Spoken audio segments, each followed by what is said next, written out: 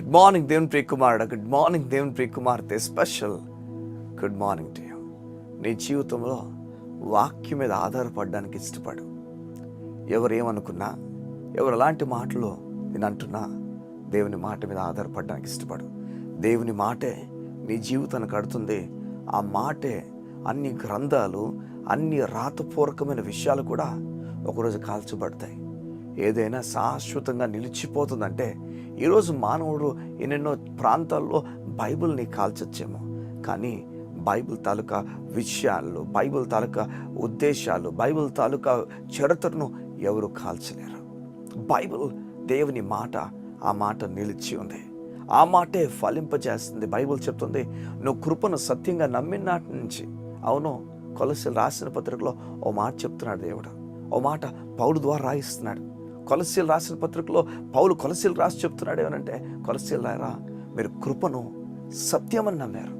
ఈరోజు చాలామంది ధర్మశాస్త్రం అంటే దేవుణ్ణి మెప్పించే కార్యక్రమం ఉన్నారు. అందరూ కూడా భయపడిపోతున్నారు.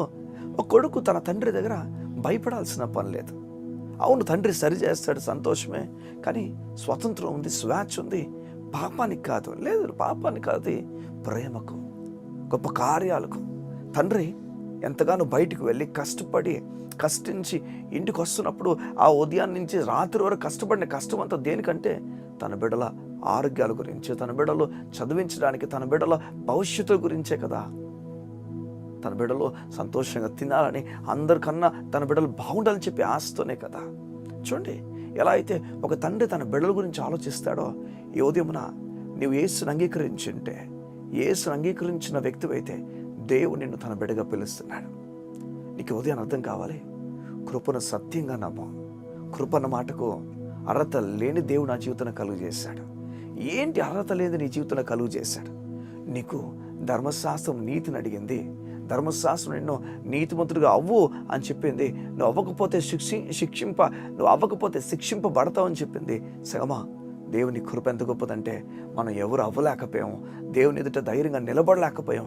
అలాంటి సమయంలో బైబిల్ చెప్తుంది, మనకు దేవుడు నీతిని దానంగా ఇచ్చాడు. ఈ ఉదయాన్న నువ్వు దేవుని దగ్గర ధైర్యంగా నిలబడచ్చు. యాక్చువల్గా కారణం, నీ చేతిలో నీ నీతి లేదు, నీ చేతిలో దేవుని నీతి ఉంది. నీకు అర్థం అవ్వాలి, ఉదయాన్న దేవుని నీతి నీ చేతిలో ఉంది.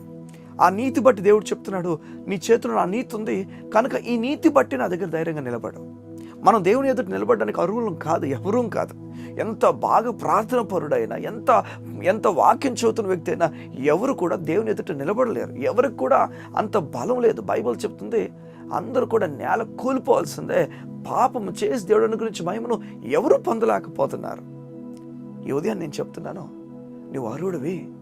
నువ్వు అర్హతను సంపాదించుకున్నావు నీ బట్టి కాదు, సిలువలో నీ కొరకు నీకు బదులుగా మరణించిన యేసే వల్ల అర్హత సంపాదించుకున్నావు. నీకు మాట చెప్పనా, సిలువలో నీవు పాపం చేతూ మరణం అనుభవించి చనిపోవాలి. ఆ సిలువలో మరణించాల్సింది యాక్చువల్గా నీవు, కానీ నీ స్థానంలో ఇంకొకరు మరణించారు. సంగమా, ఇది గొప్ప విషయం. నువ్వు కట్టాల్సిన పేమెంట్ యేసు ప్రభు కట్టేశాడు. ఈ ఉదయం నీకు మాట చెప్పమంటావా? నీ పేమెంట్ చెల్లించబడింది. ఏ పేమెంట్ అయితే దేవునికి నువ్వు చేయాలో, పాపానికి జీతం మరణం నువ్వు ఇవ్వాలో, ఆ పేమెంట్ అయిపోయింది సిలువలో. మరలా కొట్టడానికి దేవుడు రావట్లేదు. నీకు మాట చెప్పనా, ఇప్పుడు ఆ గొర్రెను భుజాలు వేసుకొని తీసుకెళ్తున్నాడు. అవును, నేను భుజాలు వేసుకొని తీసుకెళ్తున్నాడు. ఏం చేయబోతాడో, మళ్ళా చంపేస్తాడేమో, మళ్ళా నాపై శిక్ష వేస్తాడేమో భయపడుతున్నావేమో. ఏదో నా గొర్రె భయపడాల్సిన పనిలే, పండగకు తీసుకెళ్తున్నాడు, గొప్ప వేడుకకు తీసుకెళ్తున్నాడు. బైబిల్ చెప్తుంది, నా గొర్రె దొరికింది, రండి నాతో కలిసి భోజిద్దరు కానీ బైబిల్ చెప్తుంది. అది మాత్రమే కాదు, తప్పైన కొడుకు వెనక్కి వచ్చినప్పుడు దేవుని కృప చూడండి, దేవుని కరుణ చూడండి, కౌగులించుకొని చెప్తాడు, నా కుమారుడు వచ్చాడు, ఒక పండగ చేసుకుందామని. సంగమా, యువతి కృపను సత్యంగా నమ్ముతున్నావా? కృపే సత్యమని నువ్వు మెప్పిస్తున్నావేమో, లేదు, మెప్పించాల్సిన పనిలే, పక్కన ఉన్నావు అని గుర్తుపెట్టుకో. నీ తండ్రి భావంతో నువ్వు వెళ్తున్నావా? యేసు ప్రభు ఎలాంటి భావాన్ని వేశాడు చెప్పు, ఎలాంటి భావంతో తన ప్రజలకు చెప్పాడు చెప్పండి. ఇజ్రాయెల్ దేశంలో యేసే ఉన్నంత కాలం కూడా 3.5 సంవత్సరాలు కూడా ఒక మాట చెప్తూ ఉండేవాడు, మీ పరలోకపు తండ్రికి తెలియనా. యేసు నోటితో చెప్పాడు, అనేక విషయాలు చెప్పాడు, అనేక విషయాలు చెప్తూ వెళ్ళాడు. తప్పని కొడుకు గురించి కానీ, గొర్రె గురించి కానీ ఎన్నెన్నో విషయాలు మరందరూ చూశారు. ఎలా స్త్రీలు వ్యభిచారం చేసిన స్త్రీలు కానీ, ఈ లోకపు చెడు స్నేహాలతో, చెడు విషయాలతో మునిగిపోతున్న వారు కానీ యేసుని వెంట వచ్చి, బైబిల్ చెప్తుంది ఈ సుంకరులు, పాపులు వీరందరూ కూడా ఆయన వెంట వచ్చారని. ఆయన విడిచిపెట్టలే ఎవరిని కూడా, ఆయన తీసుకున్నాడు. ఉదయం దేవుడు నీతో మాట్లాడు చెప్తున్నాడు, నేను తీసుకోవడానికి ఇష్టపడుతున్నాడు, నేను ప్రేమించుచున్నాడు. నీ పైన అపారమైన ప్రేమ ఆయనకున్నది. నేను నమ్ముతున్నాను. విడువ బడిన వాడు అనుకుంటున్నావేమో, ఒంటరి అయిపోతున్నావు అనుకుంటున్నావేమో, అందరూ విడిచిపెట్టేశారు అనుకుంటున్నావేమో.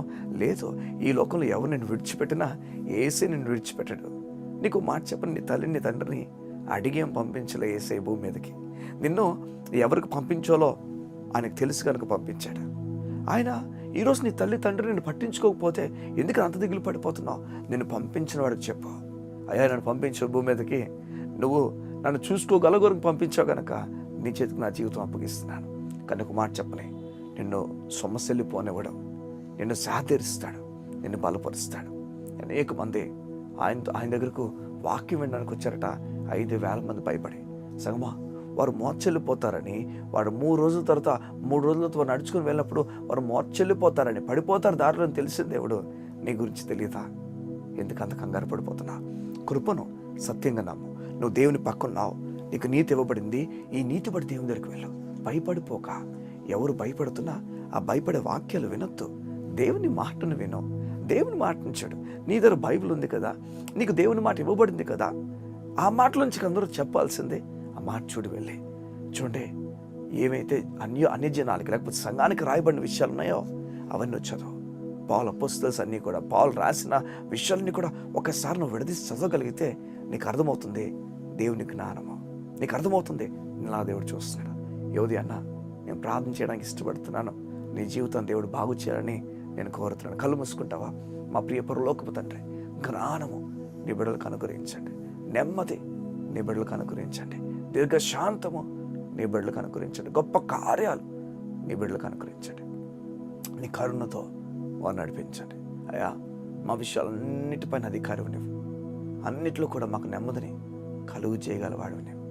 నీ బలముతో, నీ నెమ్మదితో, నీ సహాయముతో మమ్మల్ని నడిపించండి. ఈ ఉదయంన నీ బిడ్డలు కృపను సత్యంగా నమ్మినట్లుగా వారిని ప్రేరేపించండి. వారిలో భయాన్ని తొలగించండి. నాకు దేవుడు దగ్గర లేడు, నేను దూరం ఉన్నాను, నేను ఇక నా జీవితం ఏం చేయలేన భయం ఎవరికైనా ఉన్నట్లయితే వారిని ఉదయమున ధైర్యపరచండి. దేవుడు వారికి సమీపంగా ఉన్నాడని, వారి ఆలోచనని ఎరిగిన వాడని, గొప్ప కార్యాలు చేయబోతున్న విషయాన్ని వారు తెలియజేసి నడిపించబడుతూ ఏ సతి పరిశుద్ధ నామమున నీ బిడ్డలు దీవించుచున్నాను తండ్రి. ఆమేన్, ఆమేన్. యోధి నమ్ము, నీతి నమ్ము. నేను చెప్తున్నాను, నా జీవితంలో నేను నీతిని నమ్మిన దగ్గర నుంచి కూడా ఇంతకుముందు భయపడేవాడిని. దేవుడు నన్ను ఎలా చూస్తున్నాడో అర్థం కాక, దేవుడు నన్ను ఎలా ప్రేమిస్తున్నాడో అర్థం కాక, ఆయన దగ్గర ఉన్నాడా దూరంగా ఉన్నాడా? అవును, ఎన్నోసార్లు ఆలోచన వచ్చేది, ఆయనకి ఇంకేం చేస్తే దగ్గరికి అవ్వగలను, ఆయన ఏం చేస్తే ఇంకా దగ్గరికి అవ్వగలని. చూడండి, ఏమి చేయడం వల్ల మనకి దగ్గరికి అవ్వలేము. కేవలం ఈ బలియాగం వల్ల మన దగ్గర అయ్యాం. ఆయన తెలుసుకోవడం వల్ల మనం ఆయనతో పాటు స్పెండ్ చేయాలి.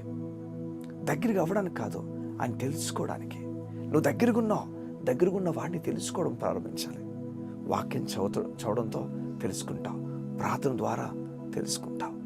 ఈ రెండు కానీ నువ్వు చేయలేనప్పుడు నీకు మాట చెప్పిన ఆయన తెలుసుకోవడం తగ్గిపోతుంది.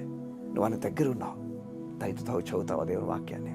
నేను చెప్తున్నాను, ఎప్పుడూ లేని మహా ఆనందము దేవుని వాక్యం దగ్గర సంపాదించుకుంటావు. నేను దేవుని దాసగా చెప్తున్నాను, వాక్యం చదువు, వాక్యం ఎలా నడిపిస్తుందో చూడు, గొప్పగా నడిపించిపోతుంది. God bless you. See you tomorrow.